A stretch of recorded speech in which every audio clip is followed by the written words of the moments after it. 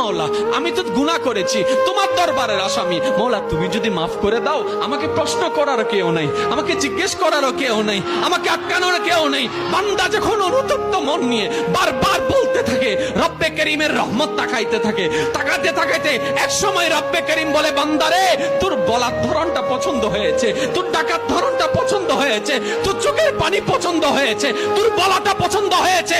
এবার মওলা বলে, আমি তোর সারা জীবনের কত গুনাহ করছিস? বান্দা বলে, মওলা 40,000 পার হয়ে গিয়েছে। কেউ বলে যে মওলা পাহাড় পরিমাণ হয়েছে, কেউ বলে যে মওলা আসমান পরিমাণ হয়েছে। এবার মওলা বলে যে আমি মাফ করে দিলাম, আমি মাফ করে দিলাম, আমি মাফ করে দিলাম, আমি মাফ করে দিলাম, আমি মাফ করে দিলাম, আমার বান্দাকে আমি মাফ করে দিলাম। ফেরেশতা বলে, মওলা এত বড় গুনাহগার, এত বড় আসামি, হাজার গুনাহগার, হাজারটা গুনাহ তওবা করেছে একবার, মাফ চেয়েছে একবার, তুমি মাফ করে দিলা, তুমি মাফ করে দিলা। রব্বে করিম বলে, মাফ করবো না তো কি করব?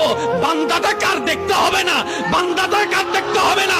সে রহমানের কাছে মাফ চেয়ে যদি মাফ না পাই, তাহলে তো বিশ্বের কাছে মাথা নত হয়ে যাবে। আরে সে রহমানের বান্দা, জাত্তার বান্দা না, যে রহমান হচ্ছে ইন্নাল্লাহ আলা কুল্লি শাইইন কাদির। সুবহানাল্লাহ।